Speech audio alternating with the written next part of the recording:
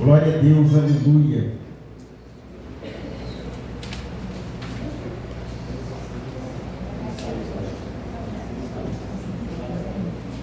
Glória a Deus, aleluia.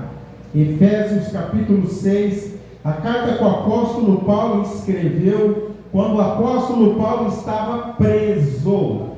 Ele estava preso fisicamente, mas o espírito do apóstolo estava livre. Nada pode prender a tua alma, nada pode prender os teus pensamentos, nada pode prender o teu espírito. O teu corpo pode estar enfermo, mas a sua mente pode estar sadia, em nome de Jesus, amém? Efésios capítulo 6, a partir do versículo 10, diz assim: aleluia, glória a Deus. A nossa irmã vai colocar aqui, em nome de Jesus. Diz assim a palavra de Deus: no demais, meus irmãos, fortalecei-vos no Senhor e na força do seu poder, revesti-vos de toda a armadura de Deus, para que possam estar firmes contra as astutas ciladas do diabo, porque não temos que lutar contra carne e sangue, mas sim contra os principados, contra as potestades, contra os príncipes das trevas deste século, contra as hostes espirituais das maldades nos lugares celestiais.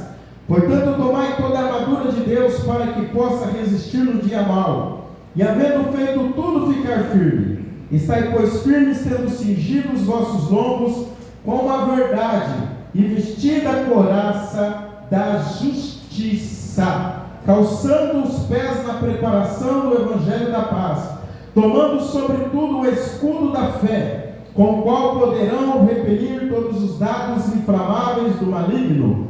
Tomai também o capacete da salvação e a espada do Espírito, que é a palavra de Deus, orando em todo o tempo com toda oração e súplica no Espírito, e vigiando nisso com toda perseverança e súplica por todos os santos. Amém? Glória a Deus, aleluia. Aquelas palmas que glorificam Jesus, amém?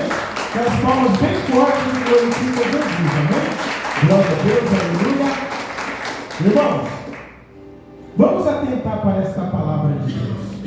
Por quê, irmãos? Nós estamos vivendo uma batalha espiritual. Nós estamos vivendo uma guerra. Irmãos, veja só. A palavra de Deus diz que nós não lutamos contra carne nem contra sangue. Mas a maioria dos nossos adversários, muitas das vezes, são pessoas. Pessoas que se deixam usar pelo diabo, pessoas que se deixam usar pelo inimigo. O apóstolo Paulo, irmãos, foi ele que fundou essa igreja. Olha só quem que fundou essa igreja. Não foi homem. Um homem comum, foi o apóstolo Paulo. Bem no princípio do evangelho. O apóstolo Paulo agora está preso na cidade de Roma. E Paulo escreve uma carta para esta igreja. Irmãos, olha que bênção uma igreja poder receber uma carta do apóstolo Paulo. Mas essa igreja recebeu duas cartas. Essa igreja também recebeu uma carta do apóstolo João. Quando o apóstolo João estava preso na cidade de Patmos, na ilha prisão, ele também escreveu uma carta. E ali no Apocalipse capítulo 2, ele diz assim sobre esta igreja. Olha só, irmãos, veja só, ó.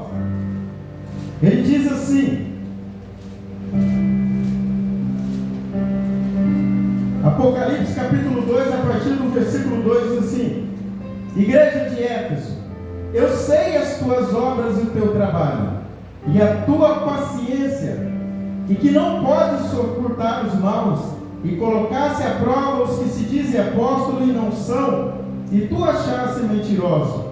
Sofresse e tem paciência, trabalha pelo meu nome, e não cansa. Tenho, porém, contra ti, que deixasse o teu primeiro amor. Lembra-te, pois, de onde caíste, e arrepende. Uma grande igreja, uma igreja fundada pelo apóstolo Paulo, Sabe, irmãos, muitas das vezes nós queremos ficar pulando de igreja em igreja. Às vezes queremos procurar uma igreja onde muitas das vezes nos agrada, onde às vezes vai encher o nosso ego. Às vezes saímos da igreja por causa de uma palavra da pregação, porque aquela palavra nos ofende ou nos fere. Sabe, irmãos, hoje em dia está difícil, e olha que são homens comuns. Essa igreja aqui, olha quem pastoreou essa igreja de Acolhida de Sara: apóstolo Paulo, Apolo, Timóteo e o apóstolo João. 4 grandes nomes da história pastorearam essa igreja, e mesmo assim essa igreja se encontrava com problema. Será que a Assembleia de Deus Graça e Reino, pastoreada por um nada como eu, será que essa igreja vai ser perfeita?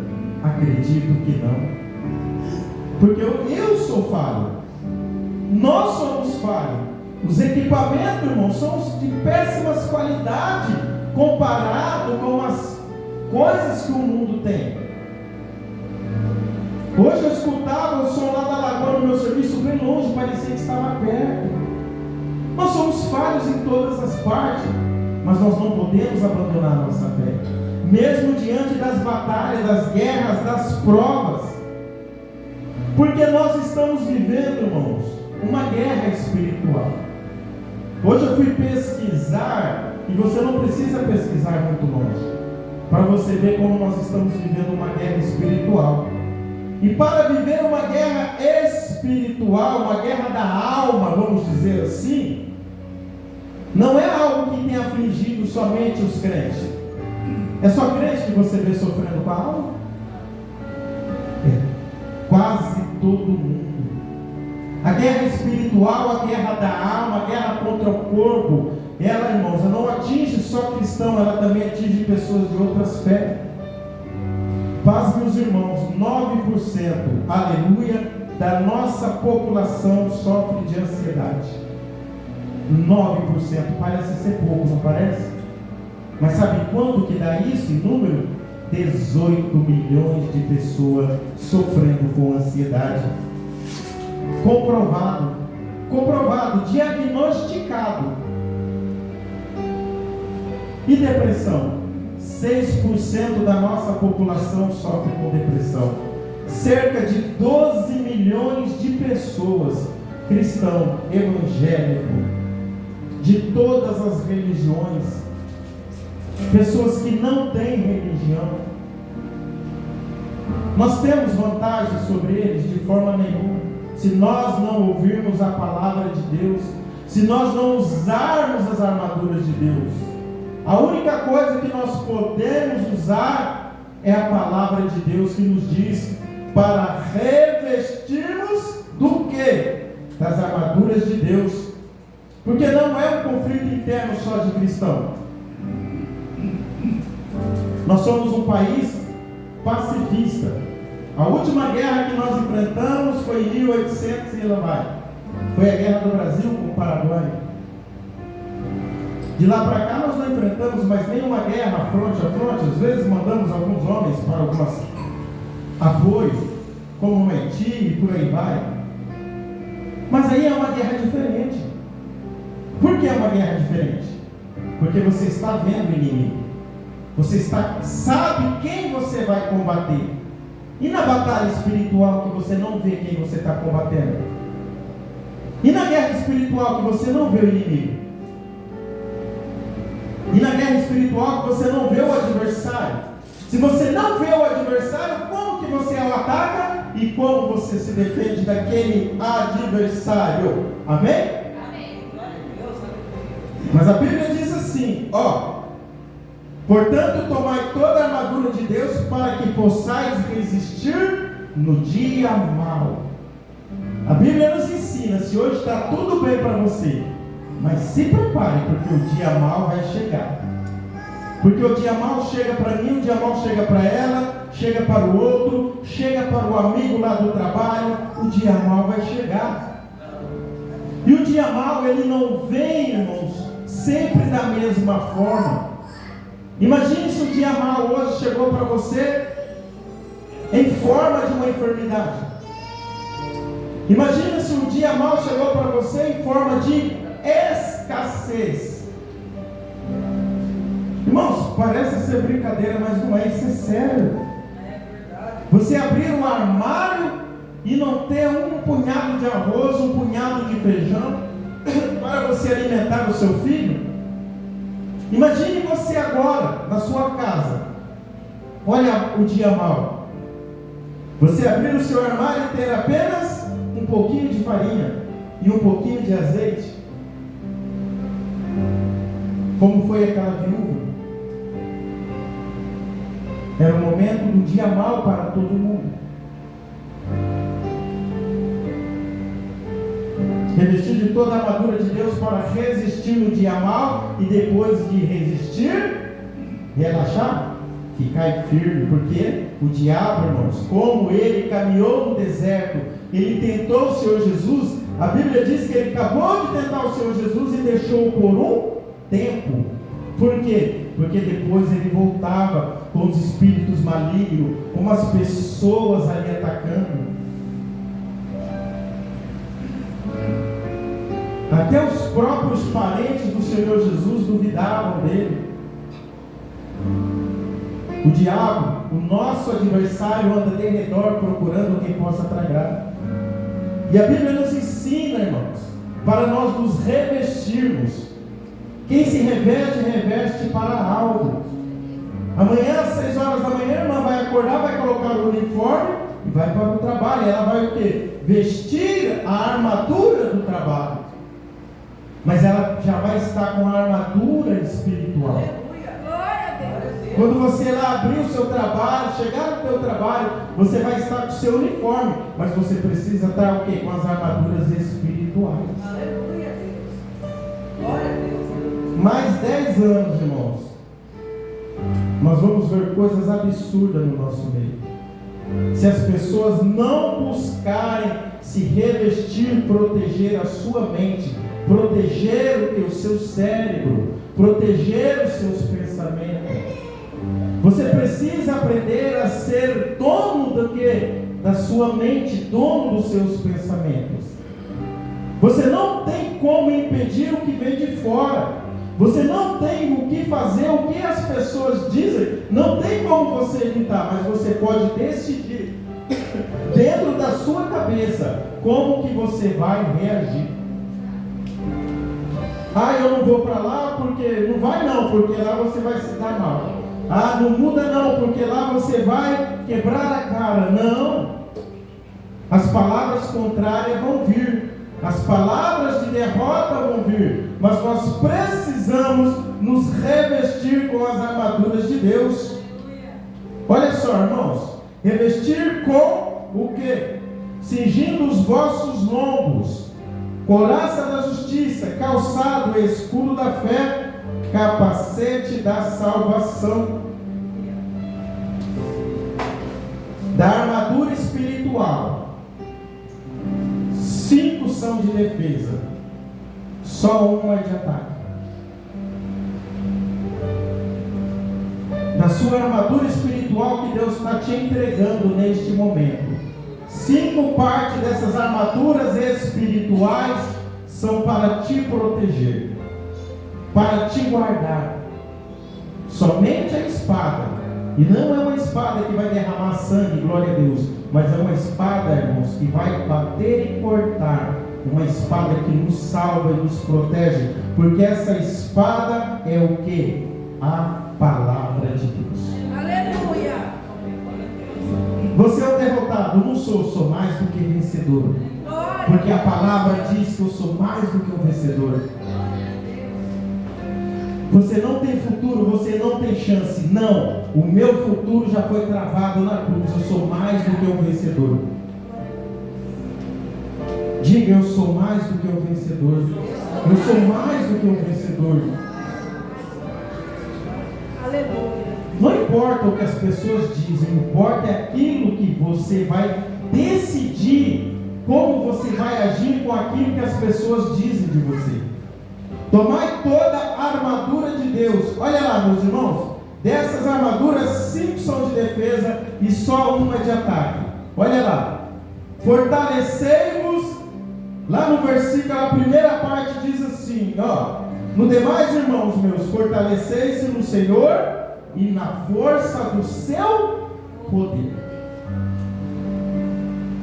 Fortalecei na força do seu. E qual é o poder de Deus? Qual é o poder de Deus? Pastor, como que nós vamos nos fortalecer se eu não sei qual é o poder de Deus? Romanos capítulo 1, versículo 16 vai dizer assim. Vamos repetir. Não me envergonho do Evangelho, porque ele é o poder de Deus. O Evangelho é o poder de Deus. Não me envergonho do Evangelho, porque ele é o poder de Deus. O Evangelho é o poder de Deus. Pastor, eu quero ler a Bíblia, por onde eu começo? Começa por Mateus, começa por Marcos, começa por Lucas, começa por João, para você ver se você não vence as batalhas espirituais. Comece a enxergar um Jesus diferente. Comece a enxergar um Jesus que te ama, que deu a vida por você. Você vai enxergar um Jesus, lendo os evangelhos, que é o poder de Deus. Não um Jesus que está esperando você errar para te jogar no inferno, não. Um Jesus que quando você errar, quando você pecar e os fariseus te levarem até ele vai dizer assim: aquele que está sem pecado, atire a primeira pedra. Aquele que está sem pecado, não é aquele que nunca pecou. Lá em João capítulo 8, Jesus diz: aquele que está sem pecado. E todos foram se retirando, ficou só a mulher e o Senhor Jesus, porque o Evangelho é o poder de Deus. Nós temos que viver de uma forma onde nós tenhamos a certeza que nós estamos vivendo o Evangelho de Deus, o verdadeiro, não o misturado, não o falso. Se você pegar um refrigerante e alguém adulterar, colocar água e você colocar na boca, você sente a diferença. Você fala: opa, está misturado, vai dar problema. Se você for lá no posto de gasolina e colocar uma gasolina adulterada, mexida no seu veículo, vai dar problema. Se nós mudarmos o Evangelho para agradar ela, para agradar a mim, vai dar problema. Porque nós vamos caminhar 10, 15, 20, 30 anos e chegar bem na porta do céu e dar de cara com a porta fechada. Aleluia! Vamos nos revestir com o quê? Com o Evangelho, porque ele é o poder de Deus. Glória a Deus! Aleluia! Olha o que a palavra de Deus vai nos dizer. Aleluia! Revestir de toda a armadura de Deus para que possa estar firme contra astutas ciladas do diabo. O diabo ali no jardim, ele era o que? A serpente era o mais astuto dos animais. O que é astuto? Quem sabe o que é ser astuto? É usar de artifícios ilegais para conseguir aquilo que quer. Ser astuto é você usar de artifícios que são ilegais para você conseguir aquilo que você quer. O diabo é astuto. O diabo não é bobo. Só que ele já é derrotado. O diabo já está derrotado, porque Jesus derrotou o diabo. Olha lá, meus irmãos, porque não temos que lutar contra carne nem sangue, mas sim contra o que? Os principados, potestades, dominadores do ar. Não vai adiantar eu chegar aqui hoje, dia 3 de agosto, e falar assim para você: irmãos, o seu inimigo é o diabo, o seu inimigo são os demônios, o seu inimigo é isso. Não é o irmão, não é o outro, não é o parente, não é o vizinho. E de repente, quem te ataca é um parente, é um irmão, é alguém do trabalho. Mas eu fui lá na igreja, o pastor falou que eram os principais das potestades, mas o meu problema é no trabalho, o meu problema é na casa, o meu problema é no bairro, é na vizinhança, a lavassuriana. Por isso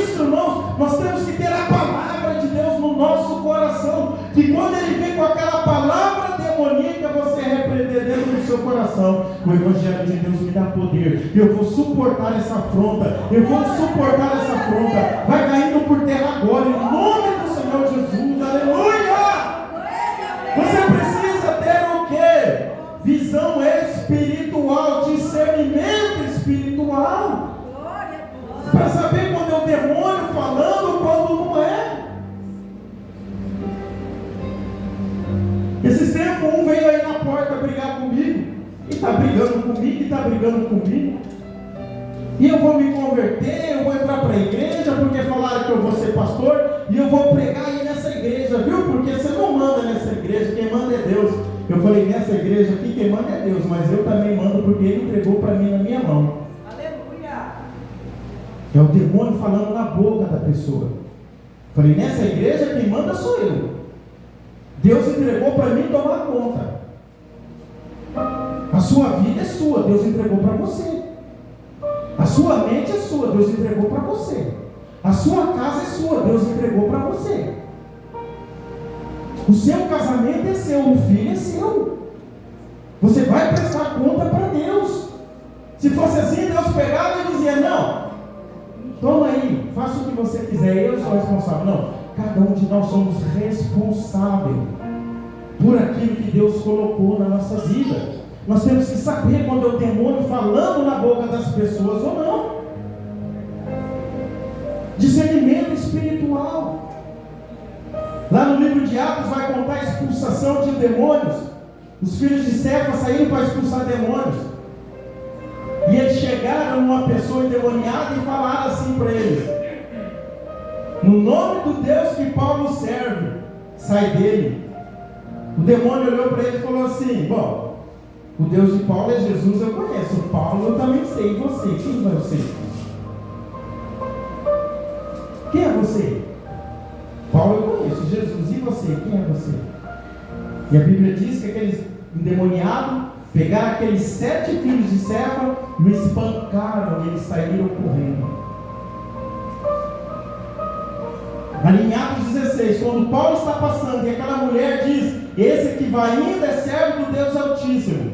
Paulo irritou com aquilo e falou: demônio, sai dela. Sai dela, demônio. Discernimento espiritual. Mas o que a mulher estava dizendo de mal? Essa aí é serva do Senhor. Quem não gosta de ouvir isso? Nós às vezes até inflamos. As asas crescem como as do pavão. Homem de Deus, varão valoroso, como um louvor bonito, como prega bonito. Mas será que é Deus? Será que é o diabo falando na boca da pessoa? Discernimento espiritual. Hoje nós vamos aprender a ter discernimento espiritual. Nós vamos sair daqui forte, porque amanhã é segunda-feira. Amanhã é dia da batalha, e a batalha é lá fora, não é aqui dentro. Aqui não é para ver quem é melhor, quem é pior. Todos nós aqui somos falhos. Todos nós aqui somos debilitados. Todos nós estamos precisando nos fortalecer, revestir de toda a armadura de Deus.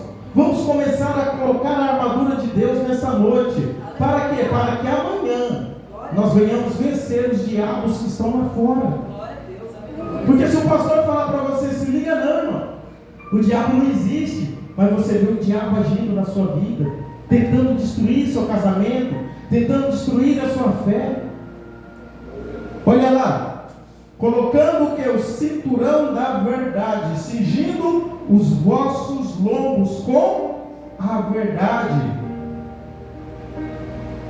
O que segura as calças? Para quê? Para não mostrar as... Então, para não mostrar as vergonhas. O cinto, olha lá, com a verdade. Então, se anda com mentira, já está sem uma armadura. Os irmãos estão conseguindo pegar as armaduras de Deus? Se anda com mentira, já está sem uma peça da armadura. Não tem como andar com mentira e querer vencer as batalhas diárias. Ah, pastor, mas está difícil. E aí, irmãos? Está andando na verdade? E conhecereis a verdade, e a verdade vos libertará. Jesus é a verdade. Foi dito essa semana aqui na aula de ensino. A verdade não é um conceito, a verdade é uma pessoa. Pastor, vamos orar porque o diabo está tomando conta. Vamos primeiro colocar as armaduras de Deus, os 5. Para o quê? Porque é a verdade. Segundo, a couraça da justiça. Couraça da justiça, irmãos, é aquele peitoral. Para que serve um peitoral? Para proteger as emoções, para proteger o coração. De tudo que tem que guardar, guarda o seu coração, a palavra de Deus diz. Porque se você receber uma palavra e você levar para o coração, e aquela palavra for uma palavra de dor, você já começa a entrar em depressão, já começa a entrar em ansiedade. Ah, pastor, falaram isso, levei para o coração. Faltou o quê? A couraça da justiça para proteger o coração. Duas peças da armadura de defesa: verdade e a couraça da justiça. Quando Deus se encontra com Moisés ali no Monte Sinai, Deus diz assim para Moisés: Moisés, coloca a sua mão no peito, no coração. E ele colocou, ele tirou. O que tinha na mão dele? Lepra. Por quê? Porque o coração dele estava cheio de lepra, cheio de ódio ainda, porque Moisés tinha matado o homem fugido. Todas as vezes que nós levarmos as nossas decisões pelo coração, nós vamos entrar pelo caminho mal. Mas se o nosso peitoral, o nosso coração estiver protegido, quando chegar aquela palavra, quando chegar aquela facada, quando chegar aquela espada, quando chegar aquele tiro, o que vai acontecer? Você vai proteger. Vamos para a terceira nesta noite. Qual que é a terceira?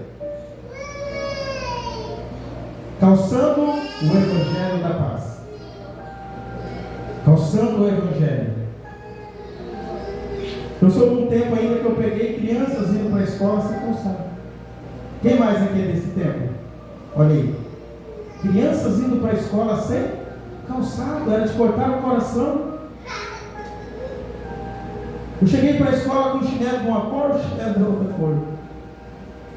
Eu cheguei para a escola com um sapato onde eu não podia pisar no trilho, nem pedra, nem areia, porque não queimava tudo embaixo. Prego também. Ela sabe ir para a escola comigo? Parece brincadeira, não parece, né? Mas não é, porque se nós estivermos descalços na vida espiritual, nós vamos nos dar mal.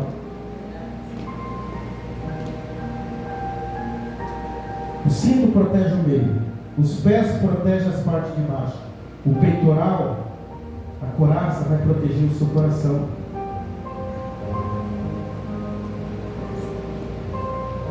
Como fugir das tentações se o lugar que nós estamos colocando o nosso pé é cheio de tentação? Cair em tentação, mas onde está andando? Onde está caminhando? Eu vi na internet que ontem um homem morreu lá em Campo Grande, num acidente, porque ele estava saindo do show do Thiaguinho. Nem comenta essas coisas. Poderia estar em outro canto, poderia estar em casa. Quantas pessoas, irmãos, que morreram por estar no local errado? Um dia nós estávamos numa igreja, lá nos predinhos, e de frente assim, eu estava no altar e eu vi a ambulância vindo, a ambulância entrou ali para dentro. Na hora do culto, uma briga entre família lá, um matou o outro. Não poderia estar na igreja? Não deixe os seus pés, no dia que é você estar na casa de Deus, te levar para outro lugar. No dia de estar na casa de Deus, esteja na casa de Deus, calçando o Evangelho da paz.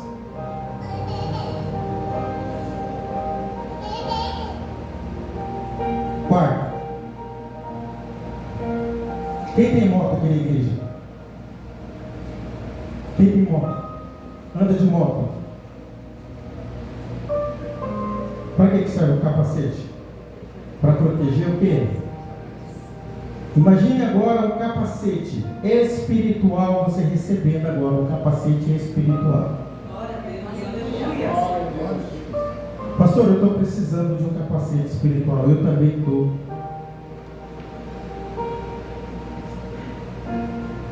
Imagine agora você no teu trabalho, você na sua casa, onde você convive socialmente. Quantas palavras têm entrado na sua cabeça e têm destruído ela? Se você cair e bater a cabeça, não precisa ser uma queda forte para você sofrer um aneurisma, uma lesão. Não precisa muita coisa para te tirar dos caminhos de Deus se você não tiver com o capacete da salvação. Imagine agora você com capacete, ou imagine você andando de moto sem capacete na BR. Imagine agora você virando curvas sem capacete. Imagine o risco que você está correndo. Imagine você viver a vida de evangélico sem a armadura espiritual. Por que tem tantas pessoas saindo do caminho de Deus? Por que tem tantas pessoas que se afastaram do evangelho?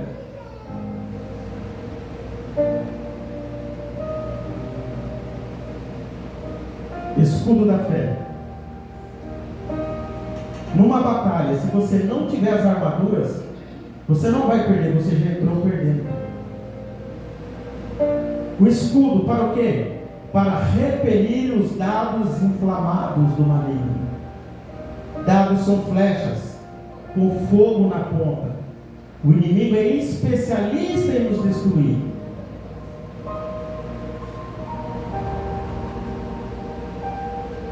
Quer ver como que você vai colocar o capacete da salvação? Imagine agora uma lagoa. Fecha seu olho. Vamos fechar os olhos. Todo mundo, fecha o olho. Imagina uma lagoa. Uma lagoa que recebe água, recebe sujeira, animais mortos, todo tipo de sujeira. O que vai acontecer com essa lagoa? Ela vai feder. Ela vai acabar com as vidas ali daquela lagoa. Por quê? Porque é uma água parada. Continua de olho fechado. Agora imagine um rio corrente, que recebe esgoto, recebe todo tipo de sujeira.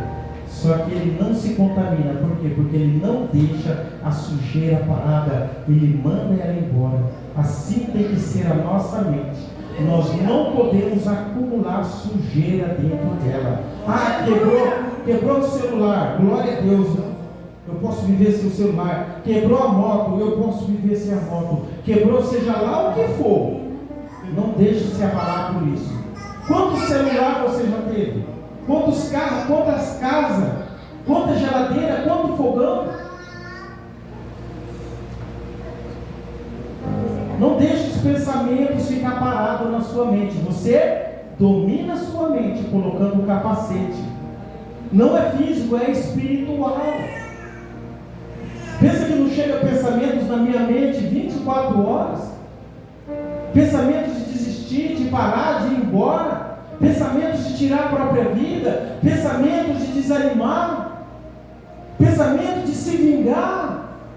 Mas na minha mente não vai ficar, porque na minha mente não é. Glória a Deus, aleluia. Deus me deu uma mente, Deus me deu um coração, Deus me deu um pé, quem manda sou eu. Eu decido aonde eu vou. Eu decido o que eu penso. Uma vez queimou a geladeira aqui em casa. Não queimou, mas já estava perto de queimar. Já é a 14ª geladeira depois que eu casei. E vamos comprar uma geladeira. Olha só, irmãos, presta atenção. Fomos lá na Casa Bahia. Compramos a geladeira acho que 12 vezes.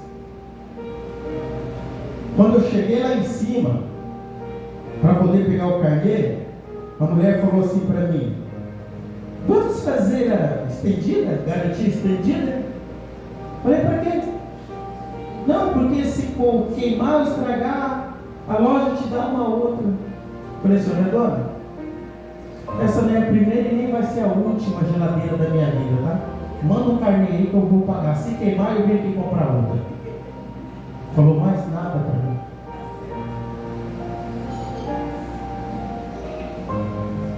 Porque às vezes, irmão, muitas das vezes nós vamos tomar atitudes e depois nós vamos ter problema.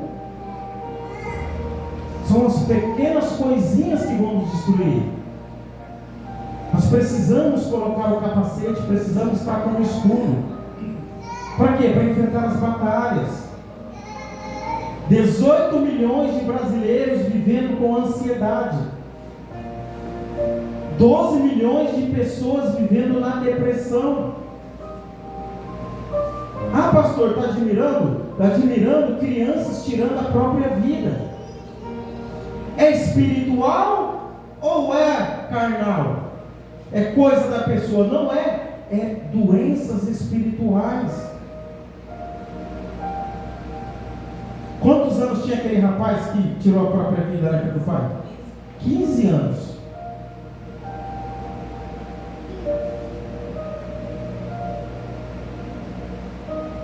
Anos, amarrou a corda na área e se matou. Os irmãos estavam aqui começando para ensaiar. Recebemos a ligação, a irmã entrou aqui em choque. Eu tive que levar ela lá na casa, porque cresceu vendo a criança. E o diabo vem dizer que muitas das vezes a depressão é frescura, a ansiedade é falta de fazer. Não, nós temos que nos revestir para que nós também não venhamos entrar nessa batalha.